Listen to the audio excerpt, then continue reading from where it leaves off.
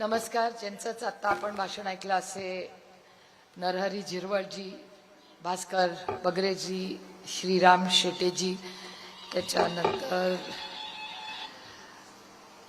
गोकुळ पिंगलेजी, जयंत भाऊ दिंडे, चिंतामणी गावित, सुरेश जोखळे, व्यासपीठावरील सर्वच मान्यवर, बरीच नावं आहेत. तुमचा मतदारसंघ आहे म्हणून 100 नावं आहेत, पण बराच उशीर झालाय म्हणून मी सगळ्यांची नावं घेत नाही. पण व्यासपीठावरची सगळीच उपस्थित बंधू भगिनींनो आणि ज्यांच्या आग्रहापोटी आम्ही इथे आलोय, म्हणजे मी आले, तसे दत्तात्रय पाटील आणि उपस्थित बंधू आणि भगिनींनो, खरं तर मी गंमत वाटत होती मला भाषण ऐकताना, कारण हा जिल्हा हा आदरणीय पवार साहेबांवर प्रचंड प्रेम करणारा जिल्हा आणि याची जाणीव मला आहे.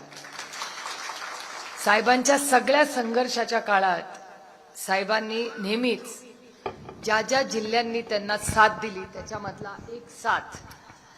एक जिल्हा म्हणजे नाशिक जिल्हा, आणि त्यांचे ऋणानं बंद आहेत. ते नातं साहेबांचं आणि तुमचं आहे, त्या नात्यात मी देखील नाही. इतकं प्रेमाचं नातं आहे. घर गाव वस्तीमध्ये लोक या जिल्ह्यात लोकांना ओळखतात. आणि त्यानंतर भुजबळ साहेबांचं नेतृत्व, शेटे साहेब असतील, या सगळ्यांच्या प्रयत्नातून ही नाती गेले 6 दशकाची इथे राहिली आहेत. त्याच्यामुळे त्या नात्याला आणि तुम्ही आदरणीय पवार साहेबांनी जी संघर्षाच्या काळात साथ दिली त्याबद्दल मी तुमच्या सगळ्यांचे मनपूर्वक आभार मानते. आणि बगरे सरांसारखा उत्तम अभ्यासू एक खासदार भारताच्या संसदेला दिला याबद्दल तुमच्या सगळ्यांचे मनपूर्वक आभार मानते.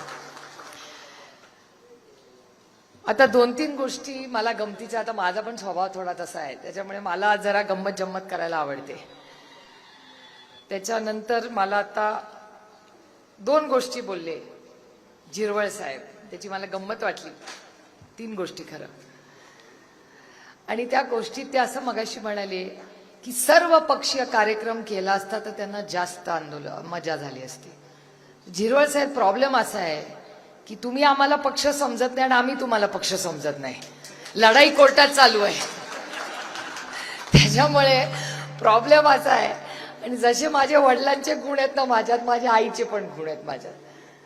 त्याच्यामुळे कितीही कष्ट करावे लागले तरी चालेल, पण सत्याची बाजू सुप्रिया सुळे सोडणार नाही.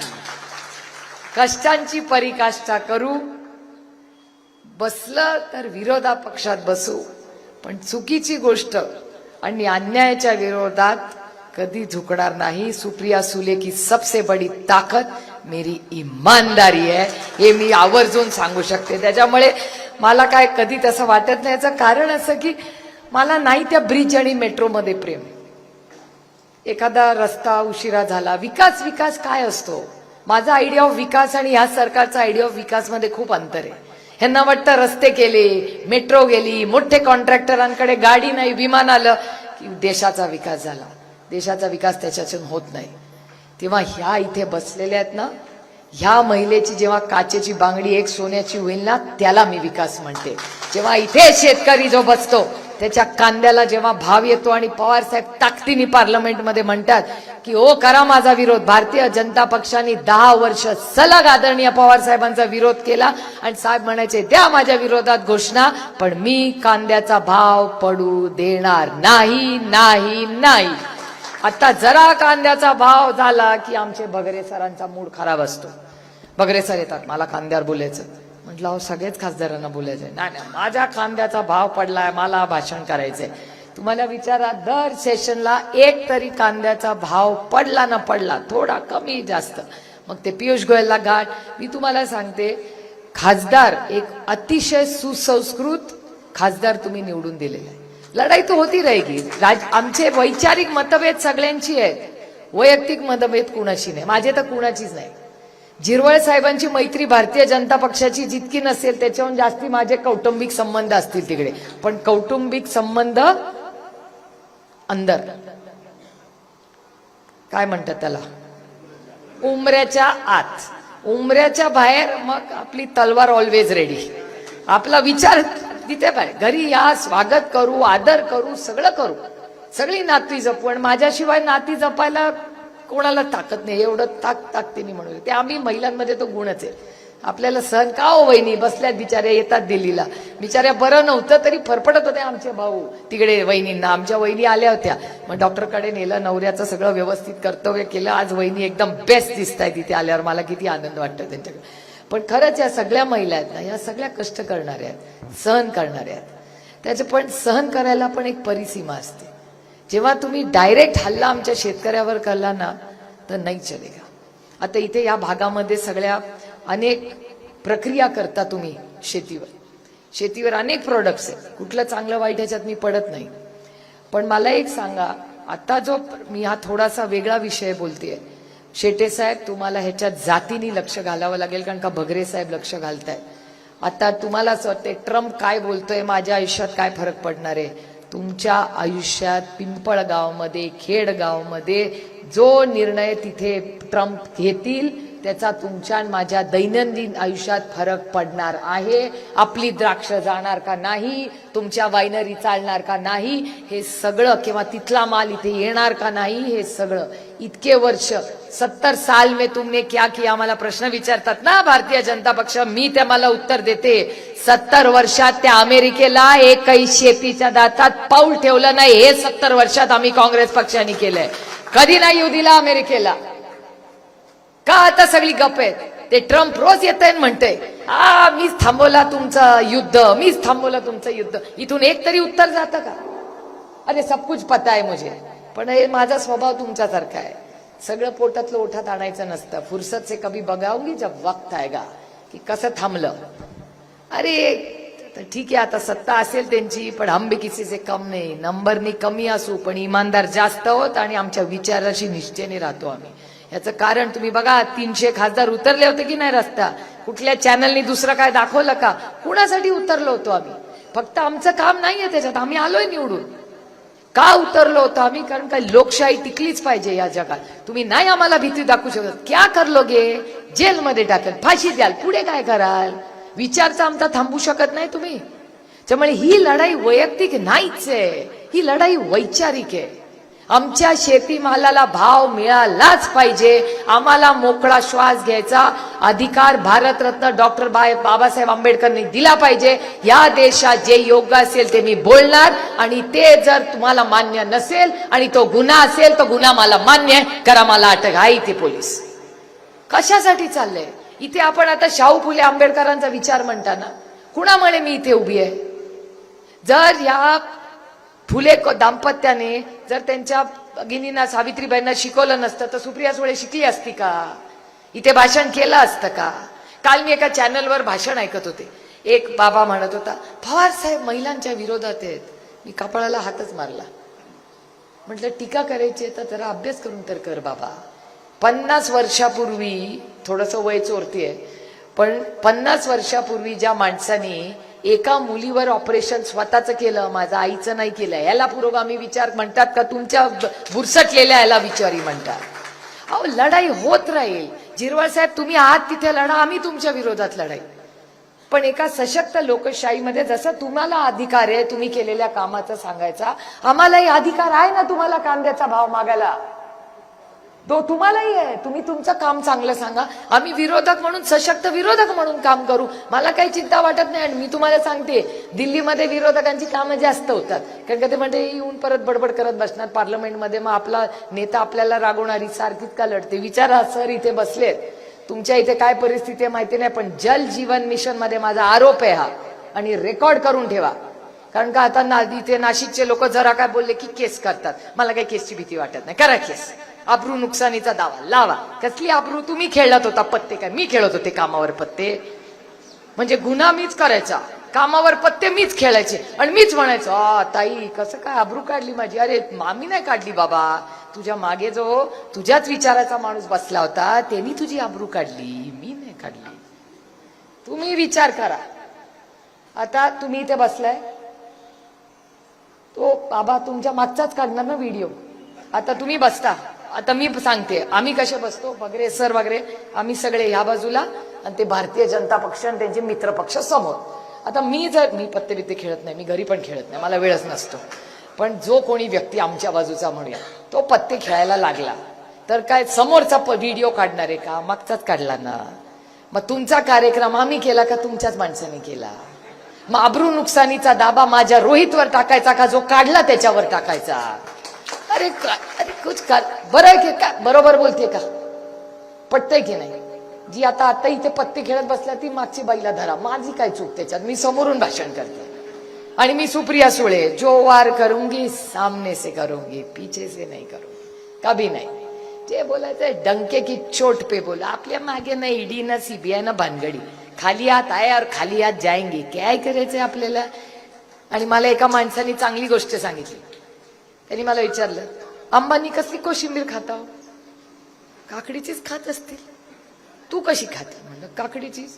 ताई तुम्ही कशाची खाता? कोशिंबीर कशाची खाता? तुम्ही जरा कांदा इथे जास्त घालत असाल, बरोबर. कोण हिऱ्याची खातं का पैसे जास्त आहे म्हणून? लागतात कशाला, पण भानगडीत जास्त. आता तुम्हाला का अँब्युलन्स मागायला लागली तुमच्या नेत्यांना? कारण का ह्या राज्यातला सगळ्यात मोठा अँब्युलन्सचा घोटाळा तुम्हाला नाही म्हणत आहे, तुम्ही सोडून याच सरकारने केलाय. सगळ्यात मोठा अँब्युलन्सचा घोटाळा, आणि तो घोटाळा काढल्यानंतर सगळ्या अँब्युलन्सच्या घोटाळ्यावर स्टे ठेवायला लागला या मुख्यमंत्र्यांना. म्हणून तुम्हाला तुमच्या नेत्याला अँब्युलन्स मागावी लागतेय, कारण का सब घोटाळे में अडका हुआ है मामला. आणि मी एकटी म्हणत नाही, घोटाळे रोज घोटाळे काढतात. मी तर कंटाळून गेले. मला एक तर निगेटिव्ह बोलायलाच आवडत नाही. चांगलं बोलावं. पांडुरंगाची मी रामकृष्ण हरिवाली आहे, फक्त माळ घालत नाही, कारण कधी कधी खाते. मग खरं बोलते बाई, मी काय त्यांच्यासारखी खोटी बोलत नाही. आणि खाल्लं माझा पांडुरंगाला चालतंय, तुम्हाला काय प्रॉब्लेम आहे? खरं आहे की नाही? आमचे आई वडील खातात, सासू सासरे खातात, नवरा खातो, आणि आमच्या पैशानी खातो बाबा. दुसऱ्यांचं काय नाही, उदार आपला. जो आहे अपना जन्म काय जैसा आहे अपना हे. कुणाला आपण कुणाला मिंदे नाही. जो आहे डंके की चोट पे दिल खोल के करो. खाते खाते एकदा तर कुठे जेवायला गेले, खाल्लं तेवढंच व्हायरल. खाल्लं रे खाल्लं, काय पाप केलं का काय? आणि ओपन खाते मी, त्यामुळे फक्त माळ घालत नाही, त्याच्यामुळे अजून मोह होतो म्हणून खायचा. बाकी काय प्रॉब्लेम नाही आपला. वाटले ज्या दिवशी सोडून देईन आणि इथे ना माळ घातली की समजायचं सोडून दिलं मटण खाणं बाईने.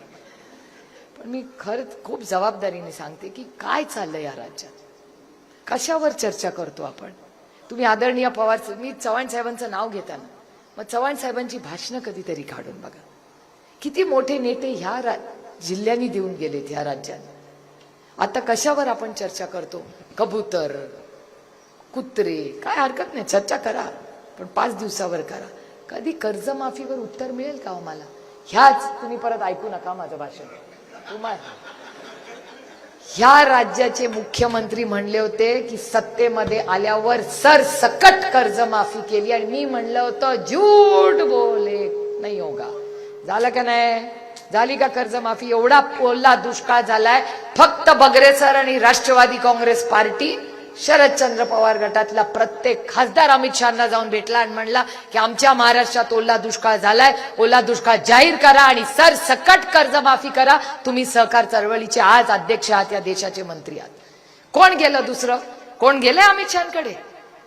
एवढ्या पुळका आहे ना या सगळ्यांना, मग का नाही कोणी गेलं त्यांच्याकडे? का जायचं? गृहमंत्री म्हणून नाही, सहकार मंत्री म्हणून का नाही सरसकट केलंय कोणी? एक जण गेला नाही जो सत्तेमध्ये आहे आज, कारण का अधिकार त्यांना आहे. मुख्यमंत्री तर मला वेळच देत नाही, त्याच्यामुळे मी मागणंच बंद केले. 10 वेळा आपण वेळ मागितली, माणूस देत नाही, याचा अर्थ काय? समजून घ्या सुप्रिया सुळे, त्यांना वेळ द्यायचा नाही, कारण का आम्ही असं बोलतो ना. आणि मी ठरवलंय, इथे कामं करत नाही ना तुम्ही, माझी कामं दिल्लीतून होतात, सगळी कामं दिल्लीतून होतात. परवा तुम्ही बोलला ना, कोण बोललं मगाशी? तुम्ही बोलला शेतकऱ्यांबद्दल. हा मुद्दा नाशिकचे तुमचे होळकर आहेत ना, माहिती आहेत ना तुम्हाला, जगदीश होळकर. जगदीश होळकरांना विचारा. जगदीश होळकर आणि मी जाहीरपणे, तुम्ही बसलाय म्हणून नाही, पण मी जाहीरपणे अमित शहाचे आभार मानते. का सांगते? तिकडे चालले म्हणून नाही, पण माणुसकीला होला हो.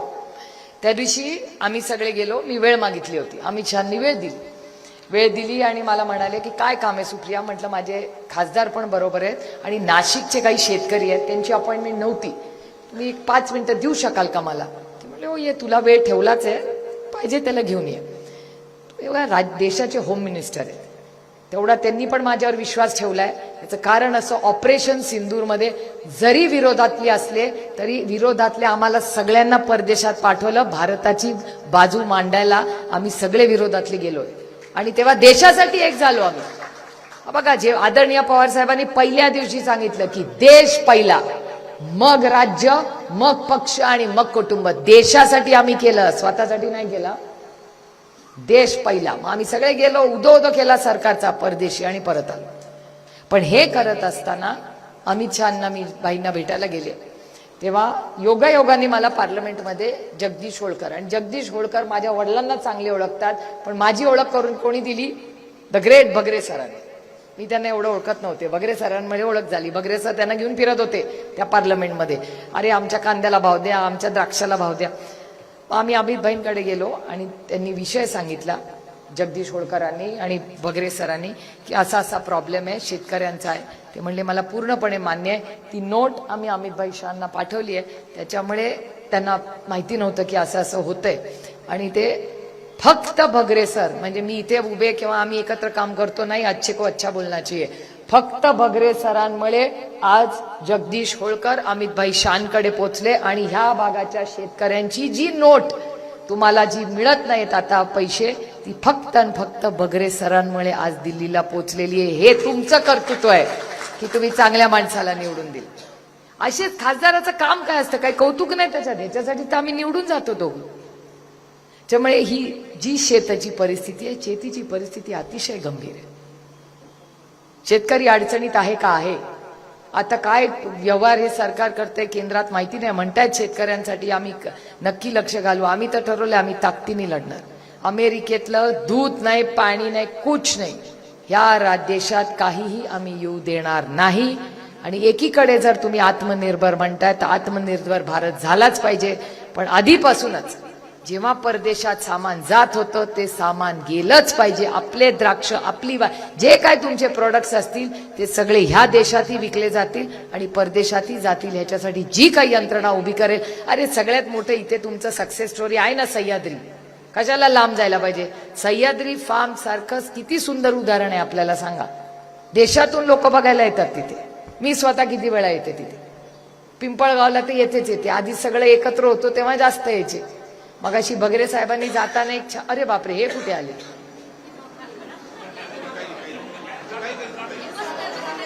हा, मला नाही भीती वाटत. मला वागायचं शांत. सगळ्या प्रक्रियेमध्ये शेती असेल. आता परत तुम्ही 2 मिनिटं कान बंद करता का सर? मला इतकं वाईट वाटतंय त्यांच्यासमोर हे भाषण करायला. पण मला आणखीन एक महत्वाचा, जसा शेती सरसकट कर्जमाफीचा विषय, मला त्या लाडक्या बहिणींची पण चिंता आहे. याचं कारण असं की 25 लाख लाडक्या बहिणींची नावं या सरकारने कमी केली. आता इथे किती कमी होतील, पुढे आणखीन किती कमी करतील हे मला माहिती नाही.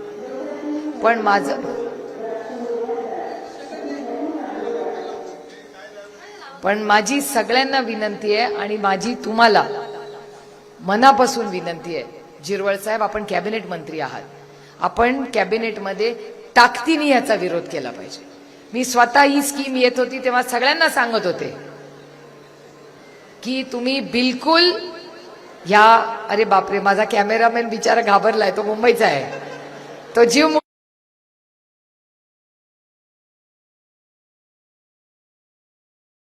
जिम्मेदारी. आता तो म्हणेल ताई समोर माझी कशी जिम्मेदारी घेणार. देखो गया.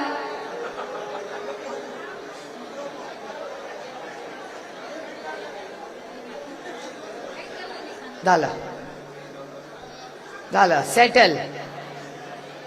त्या मावशी ताई तर दर्शन घेत आहेत. घाबरू नका, खरंच तुम्ही हलू नका ताई. हल्ला नाही तर तो काय करत नाही.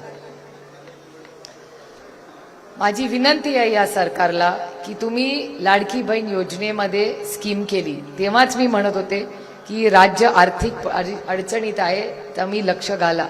तेव्हा इलेक्शन होतं, तेव्हा कशी ना पैसे वाटले जात होते. आता काय झालं, 25 लाख महिलांची नावं कमी केली. काल तर पुरुषांची पण नावं आली आहेत. मी स्वतः ठरवलेलं आहे की ह्या पूर्ण स्कीमची पूर्ण इन्क्वायरी सुप्रिया सुळे स्वतः करणार आहे. 25 लाख महिला आल्या कशा बाहेर आणि पुरुषांनी फॉर्म भरले कसे हो? मी तर त्याला 4800 कोटी रुपयाचा घोटाळाच म्हणते. हा घोटाळा आहे. एवढे हजारो पुरुषांनी फॉर्म कसा भरला? तुमची सगळ्यांची मुलं भरतात ना फॉर्म. तू पोलीसचा बाबा भरला ना फॉर्म भरताना तू मेल का फिमेल भरू शकत होता का फॉर्म? मेल म्हणजे मेलच आहे ना. आबाच्या टाइमची असणार ना तुम्ही सगळी भरती. आबाचे वालीची भरतीवाले आहेत ना हे सगळे पोलीसवाले. त्याच्यानंतर भरती झालीच नाही यांच्या राज्यात. जाऊ दे आता, ते परत कधीतरी येईन तेव्हा बोलीन. पण मला सांगा, फॉर्म भरताना, कुठलाही फॉर्म भरताना तुम्ही तेव्हा पुरुष आणि महिला अशी चूक करू शकता का? मी पुरुष म्हणून फॉर्म भरू शकते का? इलेक्शन कमिशन म्हणेल मला घरी पाठवतील, त्यांना ठेवतील. कारण का इलेक्शन कमिशन मध्ये तर काय काय काय काय चाललंय बाई. मी तर माझीच इन्क्वायरी पहिली लावणार आहे. आपण निवडून आलेले बगरे सर, तुम्ही, मी आणि आपले 8 खासदार आपण निवडून आलो ना, आपण आपल्या मतदारसंघापासूनच सुरुवात करू की आम्ही निवडून आलो का नाही तुम्ही चेक करा पहिला. आमचं काही म्हणणं नाही, कारण का आम्ही कॉपी केलंच नाही, त्याच्यामुळे आम्हाला पास व्हायची काही भीतीच नाही. पण ज्या पद्धतीने इलेक्शन कमिशन असेल, हे वोट चोरी बिबरी मामला काय काय समजतच नाही बाबा. काल ते आमचे माझ्या मतदारसंघाच्या समोर शिरूरला अमोलदादांच्या मतदारसंघातले ग्रस्त आहे झिरवळ साहेब. तुम्हाला आश्चर्य वाटेल, एका पत्त्यावर घराचा पत्ताच नाही. काल बगरेसर होते मीटिंगला, घर क्रमांकच नाही आणि तिथे 150 लोक त्या घरात राहतात. 188. बघा सरांच्या कसं नंबर लक्षात आहे. शिक्षक आणि स्टुडंट मधला फरक. 188 लोक एका घरामध्ये ज्याचा नंबरच नाही असे राहू शकतात का? म्हणजे चेष्टा लावली आहे का? माझं काय म्हणणं नाही, तुम्ही चोरी बुरी असे शब्द मी वापरत नाही, पण तुम्ही मला खूप विचार करून सांगा. अस्वस्थ करतात की लोकशाही आहे. तुम्ही निवडून आला ना, झिरवळ साहेब मंत्री नाही, उद्या कोणी प्रधानमंत्री झाले तर आम्हाला आनंद आहे, पण कॉपी करून होऊ नका. स्वतःच्या मेरिटवर व्हा, आम्ही सत्कार करायला येऊ तुमचा. पण कॉपी करके पास होने में क्या मतलब है? आणि प्रत्येक मतदारसंघात, बारामती लोकसभा मतदारसंघामध्ये 1.5 लाख मतं वाढली आहेत लोकसभा टू विधानसभा. मी म्हणत नाही कॉपी करून, सगळे कर्तृत्वाने पास झाले असतील, माझा काही आरोप नाही. पण जर शिरूर मध्ये एका घरात असे निघाले, दुबार मतदार झाली, मग मतदान केलं का नाही दुबार, त्याची आम्हाला कमिटी द्या. तर इलेक्शन कमिशन म्हणतं नाही, काय माहिती नाही, चला चला चला. का चला चला चला? लोकशाही आहे ना. भारतरत्न डॉक्टर बाबासाहेब आंबेडकरांचं नाव घेताना मग पारदर्शक, मला काय प्रॉब्लेम नाही माझी इन्क्वायरी झाली तर, कारण का मी काय केलंच नाही. एकीकडे हे वोट चोरीचे आरोप होत आहेत, दुसरीकडे हे अँब्युलन्सचा घोटाळा, दुसरीकडे शेतकऱ्याला पैसे नाही, तिथे चुकीचे फॉर्म भरून ठेवले. चाललंय तरी काय? चला 250 किती होता तुमचे आमदार? टोटल आमदार तुमचे निवडून आलेले किती आहेत? नाही नाही, निवडून किती आले तुम्ही? 232. त्याला 232 ची मेजॉरिटी आपली असती ना, राम राज्य आणलं असतं तुमच्यासाठी. खरंच सांगते, राम राज्य आणलं असतं. का नाही आणायचं? एवढी मोठी ह्याच लोकांनी मतदान करून दिलं ना, विश्वास टाकला ना तुमच्यावर. ह्याच महिलांनी मतं दिली ना, ठपा ठपा ठपा यांना. मग कुठे गेले ते पैसे? आता म्हणता आमच्याकडे पैसे नाहीत. इलेक्शनच्या आधी दिसत होते पैसे, तुम्हाला दिसत नव्हतं. सुप्रिया सुळेला कळत होतं की या सरकारकडे पैसे नाहीत आणि तुम्हाला कळत नव्हतं. आता तुम्ही मला सांगितलं की माझ्या मुलीसाठी 4 सोन्याच्या बांगड्या कर. मला आणि सदांना माहिती नाही की आम्हाला ऑक्टोबर मध्ये पैसे आहेत का नाही आमच्याकडे 4 सोन्याच्या बांगड्या करायला? तुम्ही प्लॅनिंग नाही करत. मग हे एवढं मोठं सरकार आहे, लाखो करोडो रुपयाचा. आता त्यांनी, मी तुम्हाला सांगते, रेकॉर्ड करून मला भाषण ठेवा आणि कुणालाही विचारायला जरा थोडासा अर्थ कळतं की दिवाळखोरीला महाराष्ट्र आलेला, ही महाराष्ट्राची आर्थिक परिस्थिती आहे. हाय का नाही? माझं खोटं असेल तर मी भाषण मागे घ्यायला तयार आहे.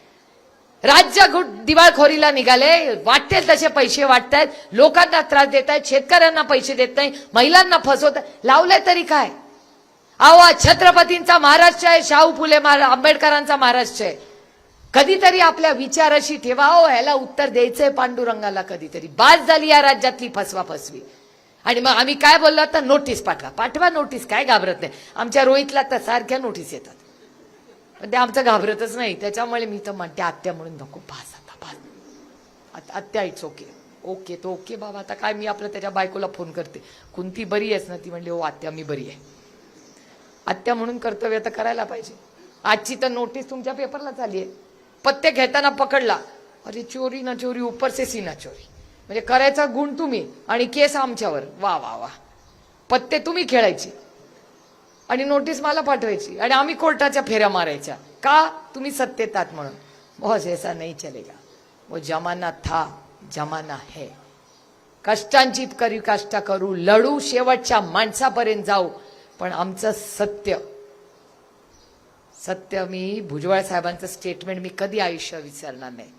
भुजबळ साहेब जेलमधून बाहेर आले होते ना, तुम्हाला आठवत असेल, त्यांनी एक स्टेटमेंट केलं होतं की सत्य पराजित हो सकता है, परेशान हो सकता है, लेकिन कभी भी पराजित नहीं हो सकता.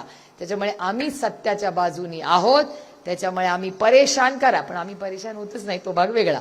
कारण का लढाई में बहुत मजा आहे. मला आता वाटतं, पवार साहेब मला ना नेहमी सांगतात की माझा 60 वर्षामध्ये, माझ्या करिअरमध्ये 30 वर्ष विरोधात गेली, 30च वर्ष सत्तेत होती.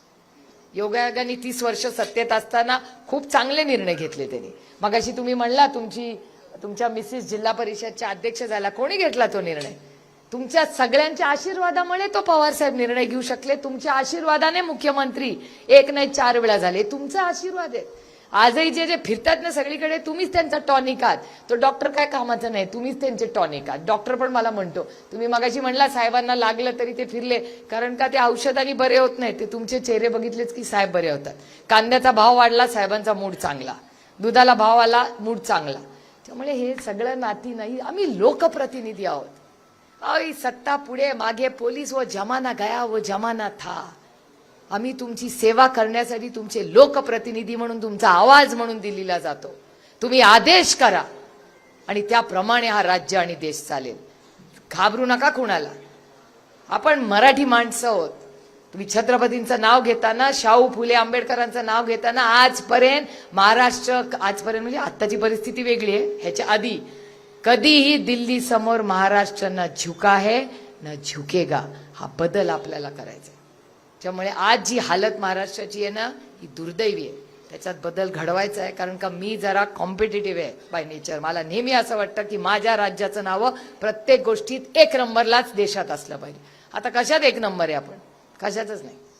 म्हणतात माननीय मुख्यमंत्री ह्याच्यात पुढे त्याच्यात पुढे. अरे आम्हाला नोकऱ्या मिळतात का? मिळतात का पोरांना नोकऱ्या? मला सांगा. 2 कोटी नोकऱ्या दर वर्षाला येणार होत्या, कुठे आल्या? नाही ना, पदरात पडल्या आहेत, त्यांच्या चालल्या आहेत. इन्फोसिसनी 12,000 मुलं काढली आहेत मागच्या आठवड्यात माझ्या लोकसभा मतदारसंघात. हिंजवडी असतील का कुणाची मुलं? विचारा नातेवाईकांना फोन करून.